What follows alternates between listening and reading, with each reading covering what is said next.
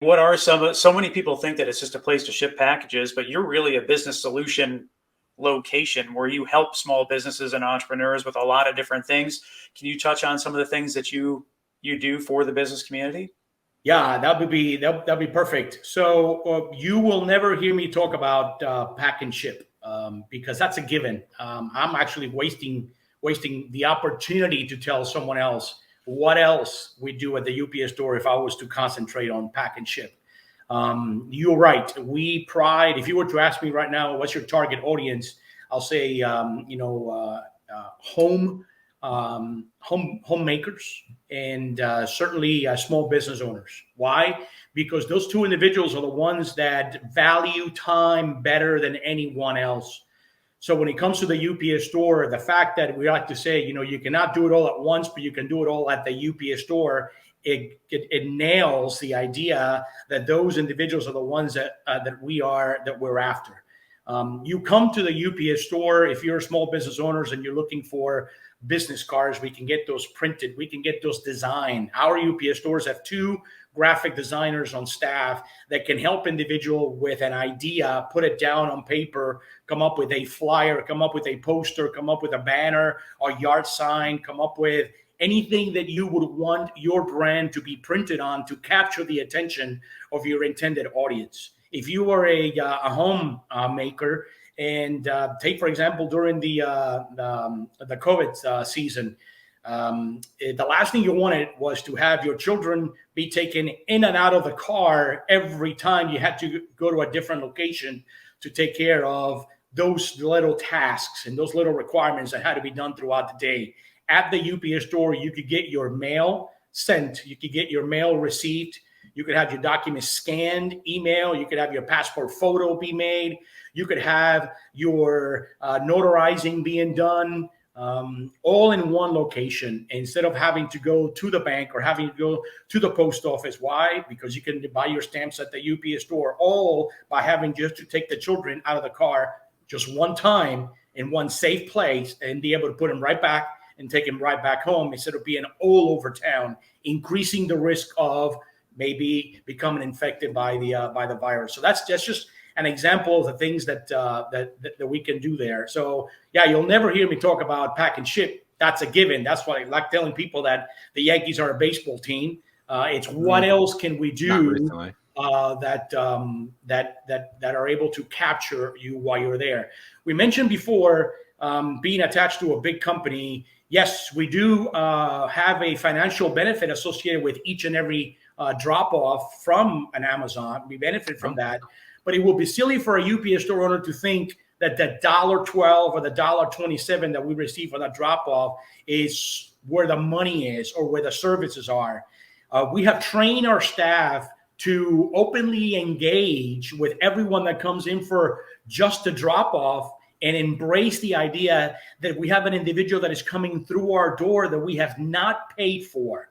Everyone else up and down those shopping centers is dropping a lot of money to get those individuals through the doors. And here we are, our parent company is sending them through by creating those partnership with Cox, AT&T, with Dyson, with Amazon to get them through. So once they come through, how do we expose them to the notarizing, to the graphic design, to the printing, the large format print, to the photo taking, to all the other services that we provide in order to not necessarily to have them spend more money, but for them to realize that, yes, just like Zack mentioned, the UPS store is there and, oh my goodness, look at all the other things that they can do.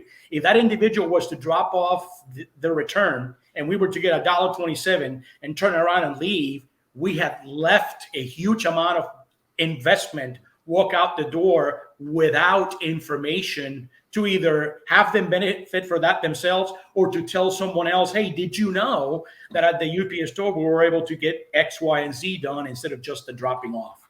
So that's that symbiotic relationship there between headquarters and the 5,000 brick and mortar locations nationwide is where that growth that we have seen at both of our store has taken place, where we embrace everyone that comes through the door as a potential customer for all the other services that we provide. The last 7 minutes of this conversation led me to one sentence. What do you think it is? Eddie, you're amazing. Well, at least the thing that I picked up on, Zach, was the fact that it takes hustle. I mean, you've got to. I was thinking like, the old tagline, what can Brown do for you? Well, but just in the sense of, training your staff to identify that so that you can, I mean, I'm sure that there's probably franchisees out there that will just take the $1.17 or $1.27. Yeah, I don't think the two that I've been to that I mentioned don't do what you just said, Eddie. So, and that is very unfortunate. If you were to ask me right now, at the beginning of the conversation, we discussed the recipe that the franchisor gives you and says, "Hey, here it is. Don't mess it up." Right? That only takes you so far. This is where, even though I am a franchise owner and there's very little creativity in me, my DNA, I'm just wired that way. That's why I marry someone that is creative. You're still in business. You're still in sales. You still have to sell, regardless whether you're an independent operator or you are a franchise owner. So that, the UPS store headquarters gives you those ideas. They send you those customers through. Now it's up to you to get creative as to how the rest of the delivery is going to take place. Are you hiring the right people? I always tell our team, we are not order takers. It's always tickled me the wrong way that I go into a McDonald's and I am never sold. I am never informed of anything else that McDonald's wants me to buy that day. And that is not because they don't want to, but they may be hiring individuals that are not aware or maybe have the wrong DNA. I love a number one, a Big Mac, large fries, and a Coke. But I also love that's my favorite. That's my favorite lunch. So, but I also love two all beef patty, special sauce, lettuce, cheese, pickled onions. Why am I never asked, would you like an apple pie? Why? I don't think they're allowed to do that. I think there's a lawsuit against this, and I feel like it's the Morgan Spurlock effect from Super Size Me, where they kept supersizing stuff, and I feel like they're not. I feel like there's a lawsuit against them that pushed them from upselling people because that stuff was, as a former fat kid, I can say this, that got them larger. Therefore, then they got sued, and then they weren't able to upsize that because people were like, "Oh, well, duh, a 2-liter Coke at lunch is not a good idea.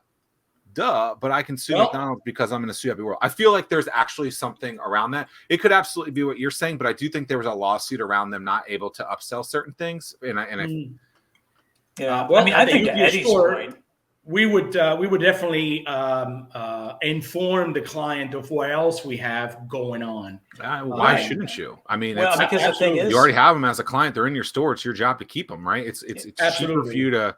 It's cheaper for you to retain a client or to get more out of a client than it is to find someone new. And here they are. You're getting paid $1.26 or whatever it was to get them in the store. You don't even have to deal with that. Like, hello, like people are like demanding, oh, how do I do this? How do I do this? And then it's coming to you and then you don't do something with it. Like that would be bad on you, bad UPS store owners who don't do it. Like shame on you. It's a difference between being transactional and relational. And you need to make sure that you establish that relationship. A transaction is just a one and done thing. And then you don't care if you ever see him again. But to your point that you just made, Zach, I mean, you want to make sure that if you have that relationship with that customer, you can bring them in over and over and over again. It doesn't make a difference what business that you're in. You want to have that relational. Yeah. McDonald's should know that I am the king of apple fritters, and they have never upsold me. I mean, look, it's on their menu. It's a little pricey. I think $2.75 for an apple fritter is a little ridiculous. But if they upsold me, I would absolutely do it. But they never do, so I don't get it, and I've never had it. Not that I go to McDonald's very often. Someone who's been directly involved within the startup community for almost a decade, I want to talk to you about a serious pain point. Spending a ton of time trying to understand the business landscape in the 757. That's time that should be focused on growing the business. At StartWheel, we're here to help you by compiling all of the news you need to know about in one place. Now there's no need to search multiple websites. Just head to startwheel.org and see for yourself. That's startwheel.org.